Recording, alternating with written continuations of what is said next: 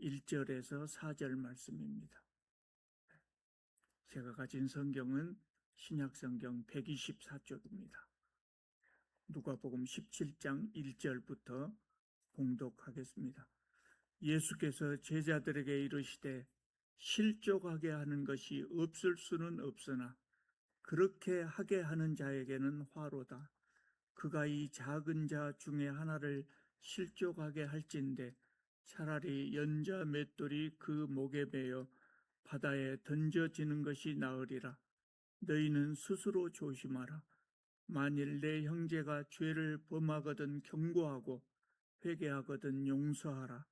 만일 하루에 7번이라도 내게 죄를 짓고 7번 내게 돌아와 내가 회개하노라 하거든 너는 용서하라 하시더라. 아멘. 저는 어려서부터 신앙생활을 해오면서 성도들이 교회에서 마음을 상하는 그런 문제 중에 많은 부분이 목사로 인한 것이다. 그것을 깨달았어요. 그걸 느끼고 늘 그런 생각을 하게 됐어요. 그래서 제가 목사가 된 후로는 저로 인해서 마음 상하는 성도들이 없도록 참 많이 조심을 했습니다. 또 제가 혼자 조심 안 하면 안 되겠죠. 그래서 교회를 창립하면서부터 제도적으로 가능하면 제도적으로 성도들의 마음을 상하지 않게 하는 것이 필요하겠다. 그래서 다른 교회들이 쉽게 받아들일 수 없는 여러 가지 좋은 제도를 적용을 했어요. 그래서 다른 교회 성도들이 제가 세웠던 그 교회들을 많이 부러워하기도 하고 또 그렇게 함으로 인해서 교회를 떠났던 많은 가난한 성도들이 찾아오기도 했습니다. 저는 그분들이 교회 생활에 만족하고 즐겁게 신앙생활을 잘하기를 바랬어요. 그래서 제가 예상했던 대로 교회에 낙심하고 교회로 인해서 낙심하고 목사로 인해서 낙심하고 그래서 교회를 떠났던 성도들이 많이 우리 교회에 같이 와서 신앙생활을 드렸습니다. 그런데 그렇게 왔던 성도님들 중에도 적지 않은 분들이 교회에 적응하지 못하고 또 떠나시더라고요. 그래서 그 원인이 뭘까 또 생각을 해봤죠. 내가 조심한다고 조심하고 또 교회도 제도적으로 정비를 잘 하려고 노력했고 그럼에도 불구하고 적응을 하지 못하고 떠나신 이제 안타까웠어요. 그래서 제가 그 떠난 이유를 잘 생각해 봤더니 가장 많은 사례가 뭐냐면 성도들 간의 인간관계더라고요. 성도들 간의 인간관계. 저는 그것이 세상의 조직에서는 그것이 중요한 문제지만 교회에서는 별로 중요한 문제가 아니라고 생각했거든요. 근데 교회도 예외가 아니더라고요. 목사나 제도도 중요하지만 성도들 간의 인간관계도 그에 못지않게 중요하다. 그것을 이제 뒤늦게 알게 된 거죠. 아무리 목사가 조심하고 교회가 좋은 제도를 갖춘다고 하더라도 성도들 간의 관계가 좋지 못하면 교회를 떠나게 되더라고요. 그럼 그것은 누가 해결해야 될 문제겠습니까? 오늘 본문은 누가복음 17장 제가 1절에서 4절까지 봉독해 드렸습니다마는 1절에서 10절까지 말씀을 드리려고 그래요. 예수께서 하신 말씀인데요. 새로운 것은 아닐 거예요. 여러분이 신앙생활하면서 설교를 통해서 여러 번 들었을 거예요. 이 부분을 많이 들었는가 어쨌는가는 모르겠습니다만은 성경 곳곳에 이런 이야기가 나와요. 새로울 것은 없어요. 그럼에도 불구하고 이제 또 한 번 우리가 생각해 보자 하는 이유가 뭐냐면 잘 안 돼요. 잘 안 돼. 그렇게 하려고 해도 잘 안 돼요. 그렇게 교회에는 끊임없이 이 문제가 일어나는 겁니다.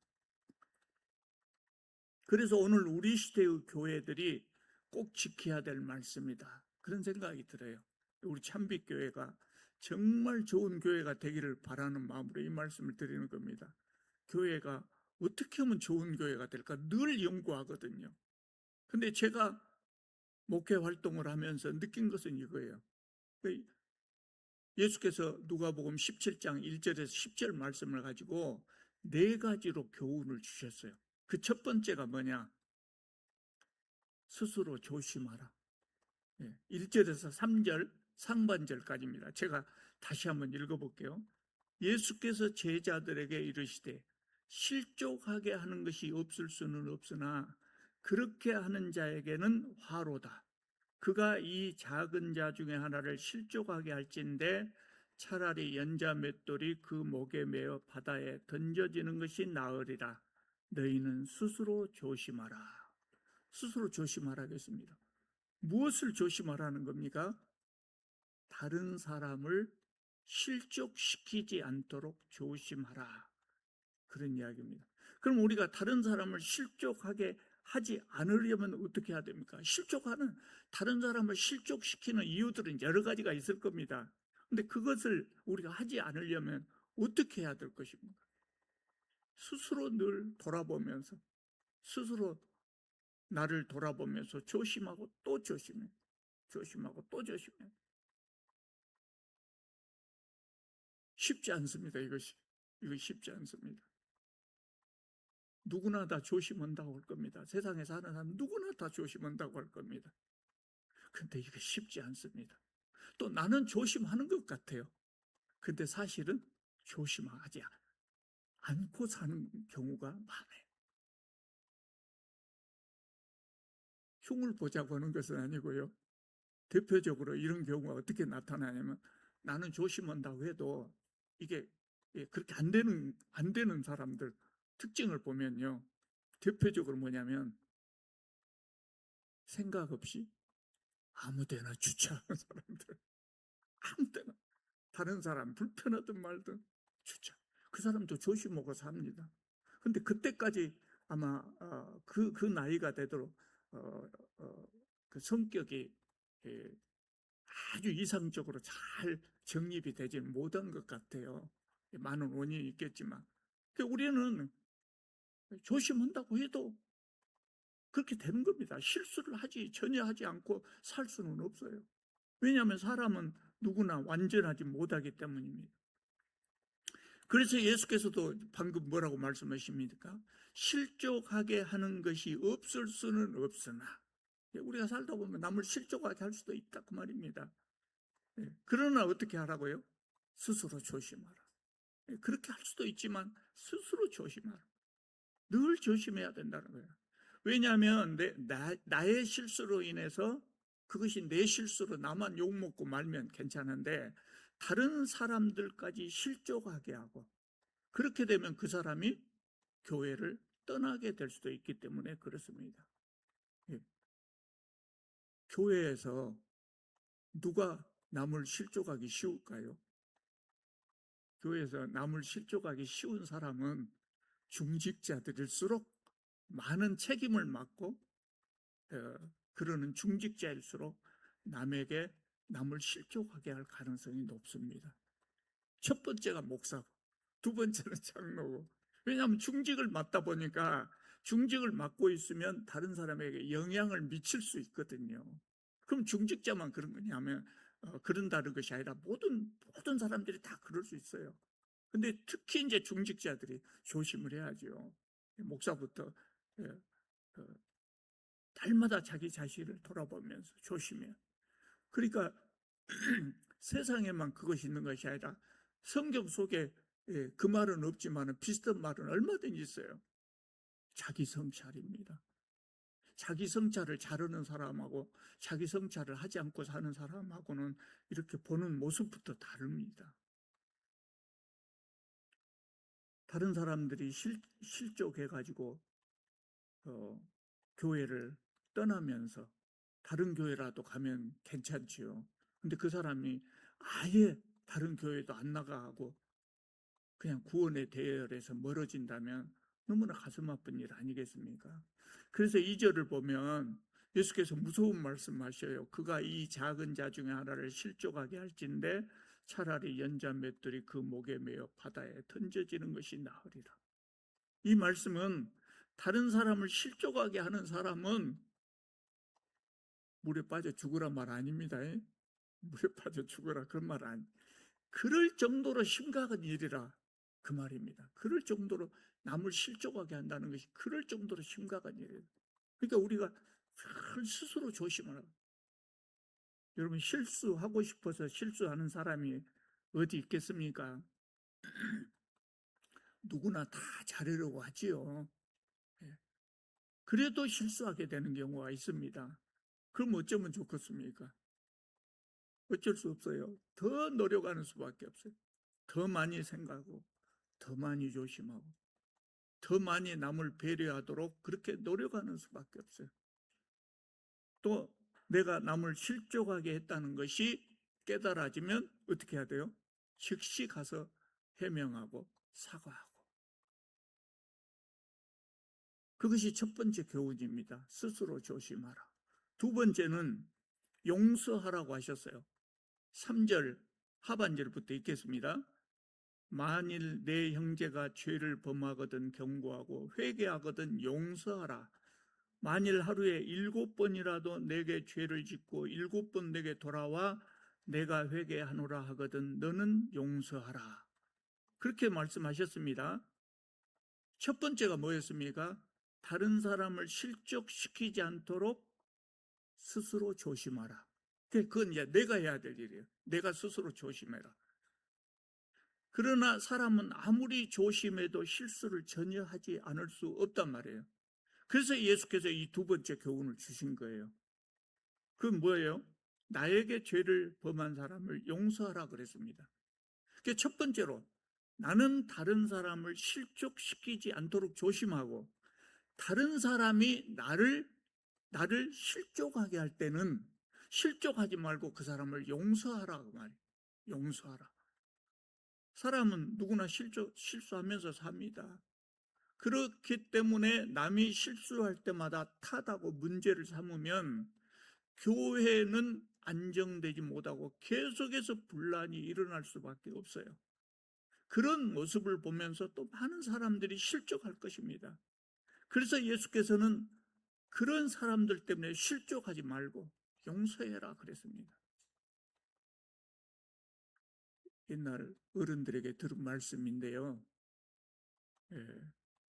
나에게는 엄격하고 남에게는 관대하라. 그렇게 말씀하시더라고요. 근데 살면서 이것을 거꾸로 적용하는 듯이 사는 사람들을 좀 보기도 했어요. 사람이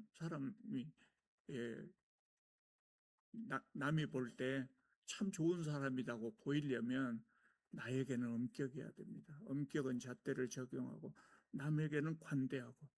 그래서 용서하라고 하신 겁니다. 몇 번이나 용서하라고 그럽니까? 하루에 7번이라도 용서하라 그랬어요. 하루에 7번.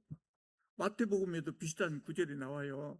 베드로가 어느 날 예수님께 여쭙니다. 형제가 내게 죄를 범하면 몇 번이나 용서할까요? 7번까지 하면 될까요? 그러니까 예수께서 뭐라고 말씀하십니까? 7번을 70번까지라도 하라 그랬어요.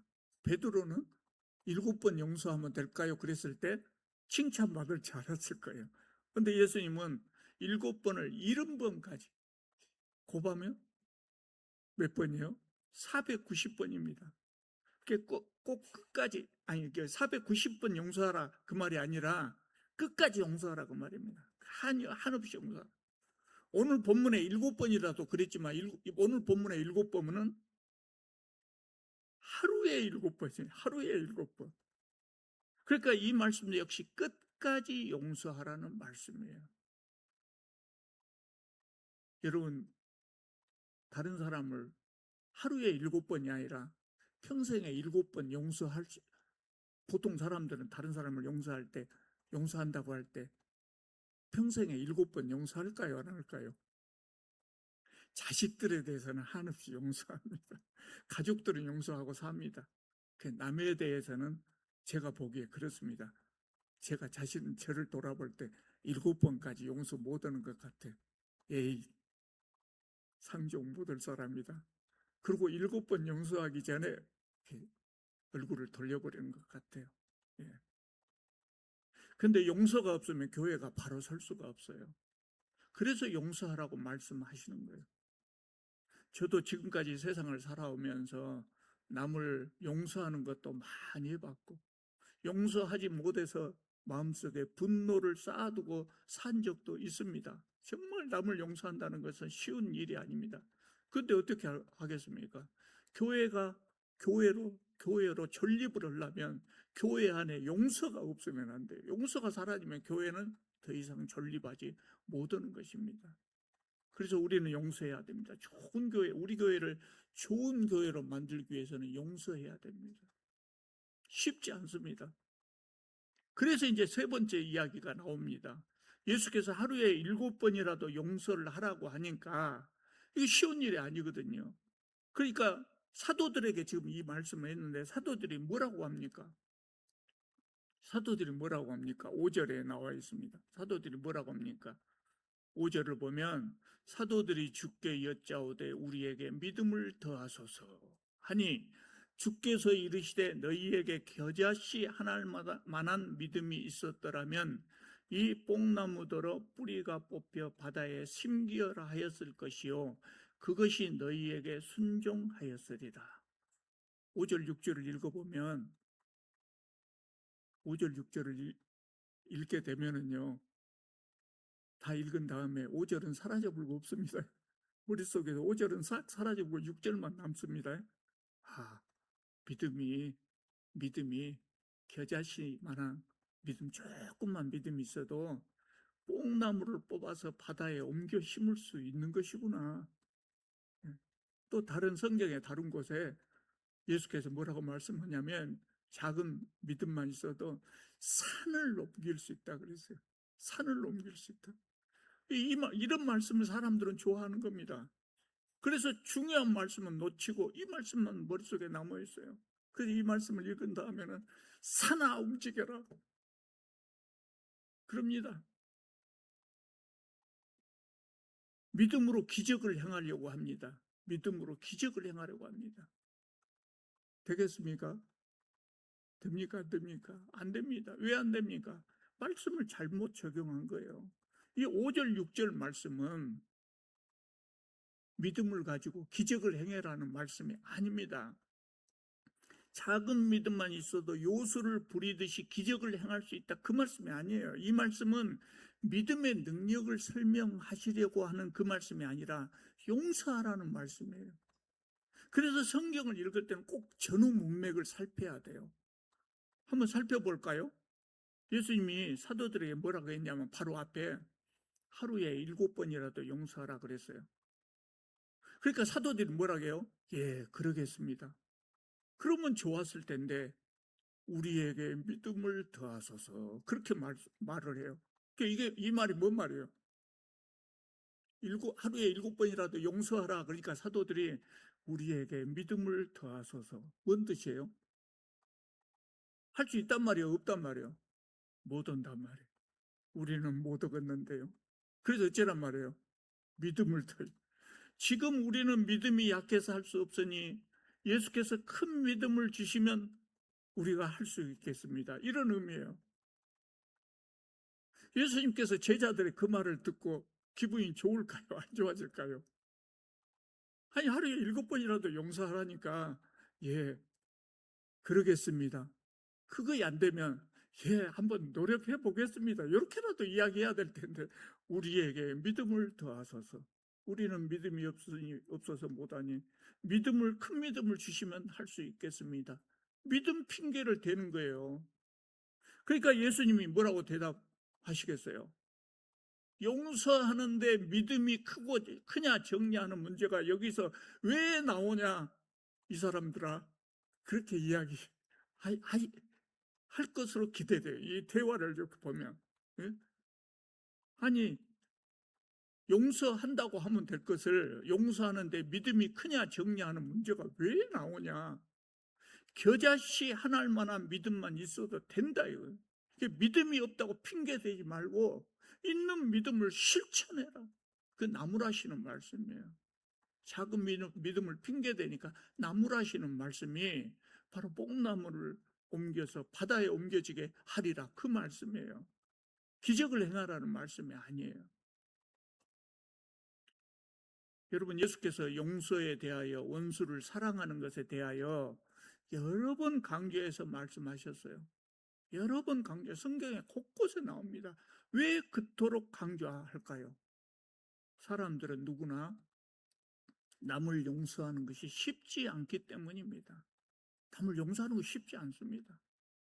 예수 믿는 사람이라고 그 쉬워질까요? 예수 믿는 순간에 믿자마자 그냥 남을 용서하게 될까요? 안 된다고요. 똑같아요. 예수를 믿는 순간에 할 수 있는 것도 아니고, 신앙생활 하다 보면 은혜를 받아서 어느 날 갑자기 할 수 있게 되는 것도 아니에요. 그런 분들도 들어있을지 모르겠습니다만은, 보통 사람들의 경우는 쉽게 그냥 되는 거 아니에요. 그럼 어떻게 해야 됩니까? 노력하고 연습해야 됩니다. 노력하고 연습해야 됩니다. 저는 운동은 잘 못하지만 운동 경기 보는 것은 좋아해요. 예, 그래서 프로야구 경기도 거의 날마다 봅니다만은, 야구가 참 어려운 경기입니다. 제가 볼 때는 그래요. 아마 제일 어려운 경기가 같아요. 축구는 큰 공을 차거든요. 그 대충 차도 맞기는 맞습니다. 근데 야구는요, 배트를 갖고 대충 휘둘리면 공을 맞출 수가 없어요. 프로야구 선수들도 공을 잘 못 맞춰갖고 탁 맞히는데 공이 훅 떠봅니다. 앞으로 가야 되는데 뒤로 가버리기도 하고 그래요. 굉장히 어렵습니다. 생각해 보십시오. 둥근 공을 둥근 배트로 맞출 때 정확하게 이 부분이 맞아야 돼. 이게 쉽겠습니까? 그래서 야구 선수들 연습하는 것 보면요, 다른 운동도 그렇습니다만, 제가 대학 졸업하고 첫 번째 직장이 야구부가 있는 고등학교 교사로 갔었어요. 근데 낮 동안 그렇게 힘들게 연습을 하고 저녁 먹고 난 다음에 쉬어야 되는데, 또 나와서 배트 치는 연습, 배트 휘두르는 연습을 수백 개씩 하고 들어가고, 그래, 개인 연습을 그렇게 연습을 합니다. 운동 하나 잘하려고. 그러면 남을 용서하는 것 어쩌냐? 야구보다 쉽겠습니까? 어렵겠습니까? 남을 용서하는 거. 글쎄, 어쩔지 사람마다 다르겠습니다만, 저는 제 입으로는 야구 잘하는 것보다 쉽다고 말하기 어려울 것 같아요. 그럼 어떻게 해야 되냐? 노력해야 된다. 여러분, 뜨겁게 사랑하는 두 젊은이가 드디어 결혼을 했습니다. 그럼 행복할까요? 행복하지 않을까요? 행복해야 되겠죠. 행복해야 되겠죠. 예. 그래서 우리가 드라마를 보면 뜨겁게 사랑하는 젊은이가 막 우여곡절을 겪다가 결혼하고 신혼여행을 착 가는 것으로 끝납니다. 근데 갔다 와봐야 압니다. 갔다가 오면 어떻게 됩니까? 당장 밥은 누가 하고, 빨래는 누가 하고, 청소는 누가 할 것이냐. 거기다가 이제 집안의 경제적인 문제, 자녀 교육 문제, 이런 것들이 얽혀지면 그 갈등이 끝이 없어요. 사랑하는 사람이 만나서 결혼한다고 해서 행복한 것이 아니라고요. 부부가 행복하기 위해서 어떻게 해야 됩니까? 저는 목사였기 때문에 주례를 많이 봤는데 꼭 이 말을 빼먹지 않고 이야기를 합니다. 행복한 가정을 이루기 위한 비결이 뭡니까? 노력하는 겁니다. 노력해야 됩니다. 가만히 있으면, 뜨겁게 사랑했기 때문에 가만히 있으면 그 뜨겁게 사랑한 것이 유지된 것이 아니라 점점 식어가는 거예요. 노력해야 됩니다. 결혼 생활의 행복을 결정하는 것은 이전에 얼마나 사랑했느냐, 이것이 아닙니다. 지금 얼마나 노력하고 있냐. 노력한 만큼 행복해질 수 있는 것이죠. 죽도록 사랑해서 부부가 된 사람도 그런데, 생판 모르는 사람들이 모여서 가족이라고 모여있는 교회는 어쩌겠습니까? 더 말하고 훨씬 더 끝없이 노력해야 돼요. 성경만 열심히 읽지 말고 노력도 해야 된다. 노력도. 예수께서 겨자씨 한 알만한 믿음이 있다면 뽕나무에게 뿌리가 뽑혀 바다에 심어지라고 해도 너희에게 순종했을 것이다. 이렇게 말씀하셨어요. 믿음이 적어서 못한다고 핑계대지 마라. 있는 믿음을 가지고 실천해라. 그것이 세 번째 교훈입니다. 자, 마지막 교훈은 무엇입니까? 겸손하라. 겸손하라. 예수께서 말씀하신 대로 어떤 사람이 다 실천했다고 합시다. 스스로 조심하고 용서하고 믿음으로 실천하고 그렇게 다 했다면 어떻게 될까요? 자기도 모르게 목에 힘이 들어갑니다. 어깨에 힘이 들어갑니다. 그러면 어떻게 되냐면 또 그것 때문에 남을 실족할 수 있어요. 그래서 예수께서 한 가지를 추가하셨어요. 자, 7절 보겠습니다. 7절. 너희 중 누구에게 밭을 갈거나 양을 치거나 하는 종이 있어 밭에서 돌아오면 그대로 곧 와 앉아서 먹으라 말할 자가 있느냐? 도리어 그더러 내 먹을 것을 준비하고 띠를 띠고 내가 먹고 마시는 동안 수종 들고 너는 그 후에 먹고 마시라 하지 않겠느냐? 명한 대로 하였다고 종에게 감사하겠느냐? 이와 같이 너희도 명령받은 것을 다 행한 후에 이르기를 우리는 무익한 종이라 우리가 해야 할 일을 한 것뿐이라 할지라 그랬습니다. 남편이나 자식이 하루 종일 밭에서 일하다가 돌아오면 수고했다, 고생했다고 치하하겠죠. 배고플 텐데 얼른 손 씻고 식사하라 그럴 거예요. 근데 종에게는 그렇게 하지 않는다. 종에게는 오히려 밭일 다 했으면 이제는 식사 준비해라 그렇게 할 거예요. 또 그렇게 수고했다고 해서 종에게 감사하다 말하지 않는다. 왜 그럽니까? 종이기 때문에. 예수님 시대에 그랬다는 이야기입니다. 우리 시대에는 없는 이야기지만 예수님 시대에 그랬다는 이야기. 예수께서 그걸 예로 들은 겁니다.